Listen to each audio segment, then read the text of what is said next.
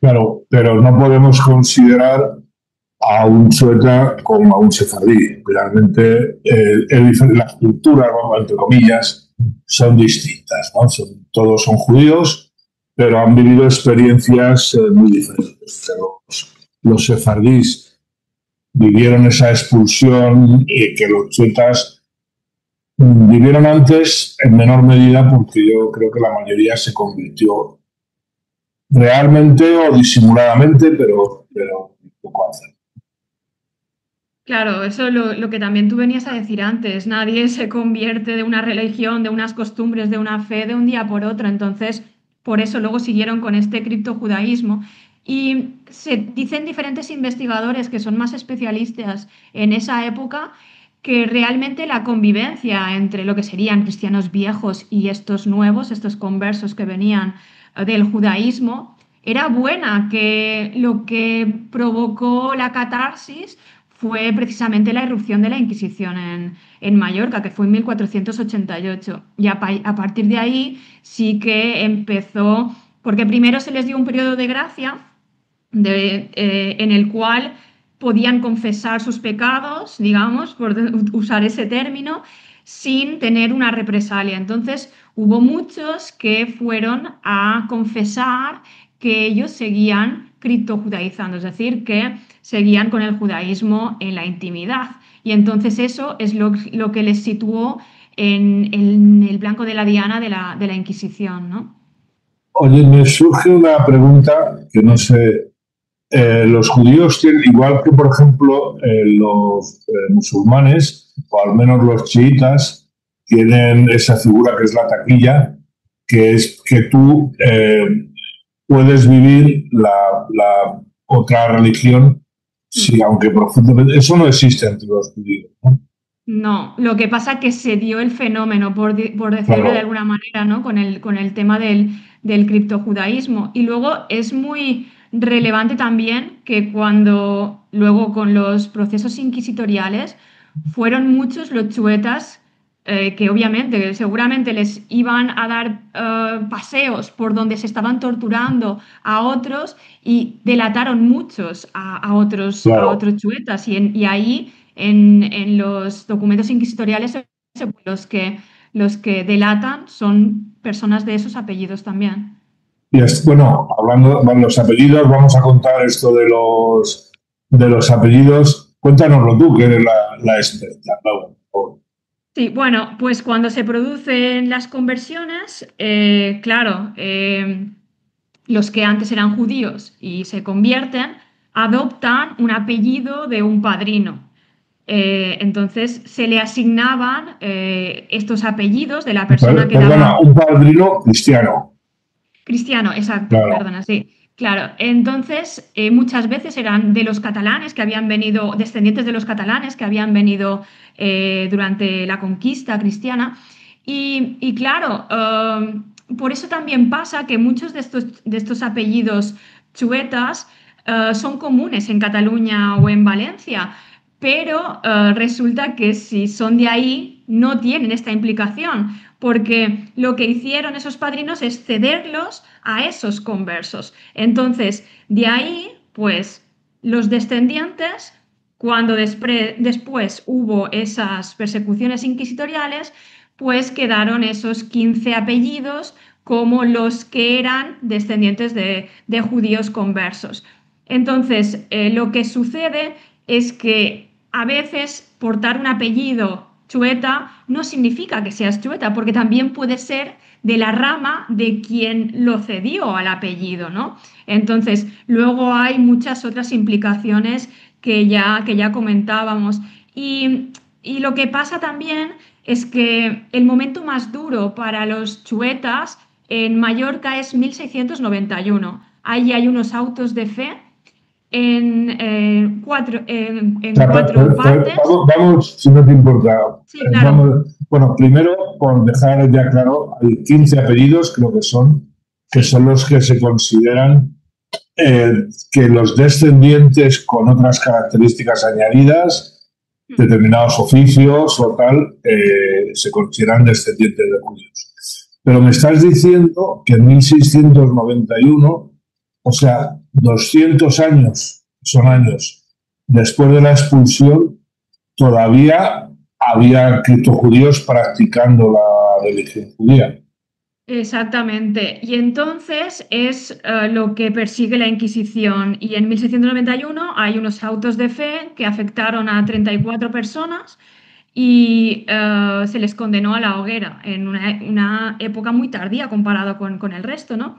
Y además se da el caso de que es bastante simbólico que hubo 3 chuetas que no quisieron abjurar de la religión judía antes de la hoguera, entonces fueron quemados vivos.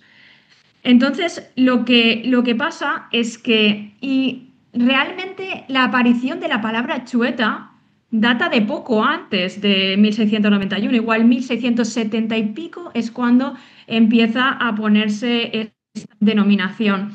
Y cuando pasa lo de 1691, no es solo que pase esta violencia y esta represión, por decirlo de alguna manera, sino es que además se crea una obra, un libro que se llama La Fe Triunfante, y ahí se recoge los autos de fe, incluso la condena a la hoguera de manera muy minuciosa y cruel. Y entonces ahí se recogen nombres y apellidos de todas esas personas. Y en el mismo año se pone en el convento de San Domingo, que era uno de los principales ahí en Palma, y también en otras partes, los sanbenitos. Y en los sanbenitos la gente va identificando esos apellidos.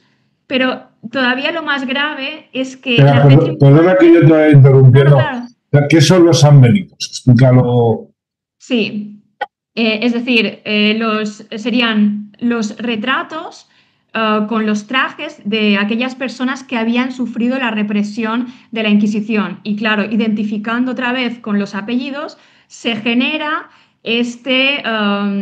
digamos, esta concepción social de que esos apellidos son los descendientes de judíos conversos. Porque es conocido, hay algún caso que ahora mismo tenemos muy cerca, que son hijos de, por ejemplo, joyeros, como es tu caso, vamos, quiero decir. Sí. Que es bueno, por oficios que tradicionalmente trabajaban los judíos. Ya lo hemos comentado aquí en Mazal, pero realmente el judío casi estaba obligado a dedicarse al comercio o a profesiones liberales, porque en una época en que la riqueza de la tierra no era ni siquiera el dinero, cuantas más tierras o más ganado o más siervos tenía, pues vale. Bueno. Entonces el judío se veía obligado a practicar esas profesiones liberales, mucho médico, muchísimo médico, muchísimo comerciante, cuando en esa época el cristiano prácticamente despreciaba el comercio, la usura era todo lo que fuera un interés, ¿no? O sea, era una cosa así. Entonces es lógico que muchos judíos se reunieran en la judería y fueran joyeros en la calle Argentería, no sé cómo pronunciarlo. Sí, Argentería, pero gracias. Sí, eso, claro, pienso que también es una de las cosas más curiosas con el tema. Aparte de lo que comentabas, también está el tema de los gremios. Como los gremios tenían cláusulas de pureza de sangre a la hora de acceder, obviamente los chuetas como descendientes de judíos conversos, cuando se recurría a su genealogía, a sus ancestros, no tenían esa pureza de sangre. Entonces, llegaba un momento que tuvieron que especializarse en unos oficios determinados e incluso crear gremios propios. Y básicamente lo que comentábamos, se dedicaban los chuetas, ya los descendientes de judíos conversos, se dedicaban a la venta ambulante y mayoritariamente a la joyería. Y claro, y a la vez también, otra de las cosas curiosas es que seguían viviendo en el lugar donde se había configurado la judería, ¿vale? Entonces todavía existía la judería sin judíos, pero con chuetas, por tanto, con descendientes de judíos conversos. Claro, como en tantos sitios de España, eso ha pasado en muchos sitios. El que tenga interés, hay una institución que se llama la Red de Juderías, que puede investigar ahí. Bueno, todavía en Palma de Mallorca está el cuadrado, lo digo, me sale en inglés, el cuadrado de judería, lo que se considera la judería, que es ese trocito pequeñito que incluye esa calle de platería, ¿no? Está ahí Sí, incluida. además, si no voy mal, ahora últimamente Palma creo que ha vuelto a entrar en la red de juderías porque se había salido hace unos años. Muy bien. ¿Y cómo es posible? O sea, a mí me llama la atención, pues después de toda esa represión y esa presión social, no hay que pensar solamente en la Inquisición, Mm, también hay que pensar en la discriminación, porque además, cuando la gente tiene miedo, siempre la paga el miedo. Yo no sé qué pasa, que es así, porque todo el mundo piensa que los judíos eran todos ricos, tenían una nariz ganchuda y eran, cuando no es cierto, había judíos ricos, había judíos pobres y había claro. judíos muy pobres, como en todos los lados, ¿no? Entonces, ¿cómo se puede mantener? O sea, realmente yo no sé si ha llegado hasta tan cerca nuestro, ya en 1700 o 1691, que me has dicho antes, ya estamos prácticamente entrando en la edad moderna, como se dice, ¿no? Sí, de hecho es que creo que la mayoría de la gente te admitiría que esto ha llegado hasta casi nuestros días o poco antes, ¿no? De hecho, cuando antes hablábamos de la conversión forzosa, uno de los elementos que implica, como también sucedió en tantas partes, lo de 1435 también fue por la divulgación de un libelo de sangre, es decir, de una calumnia falsa. Se dijo que había habido dos judíos mallorquines que habían cogido a un musulmán y lo habían crucificado en Pascua. Claro, eso te conecta con el mito de Icida. Ya, Cuando alguien no sabía cómo justificar por qué seguían despreciando a esta gente, no, es que son los asesinos de de Jesucristo. Jesucristo. Eso es...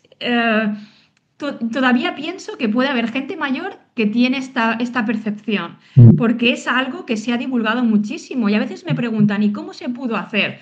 Pues porque supongo que cuando eres pequeño lo que te cuentan en tu casa es lo que tienes ahí y luego, claro, lo vas como reproduciendo también, ¿no? Y estas calumnias, estos libelos de sangre pasaron luego en menor medida, obviamente, pero, por ejemplo, en una fecha tan próxima como puede ser 1809, se produce un asalto a la judería sin judíos, con chuetas. Y todo fue porque se había divulgado el rumor de que había un chueta que había desertado del ejército. No se buscó si era así o no. O también se divulga que hay un chueta que ha asesinado a un miliciano y se produce el recurrente O sea, que asalto. se seguía identificando, estamos hablando de la Sí, Guerra de la Independencia en sí, 1809, sí. se seguía identificando a los chuetas, a pesar de ya haberse convertido y haberse cristianizado, se mantenía como grupo social marginado, ¿no? O sea, Sí. o detestado, ¿no? Pero es importante señalar que Carlos III, a finales del 18, crea tres reales cédulas donde legisla a favor de los chuetas.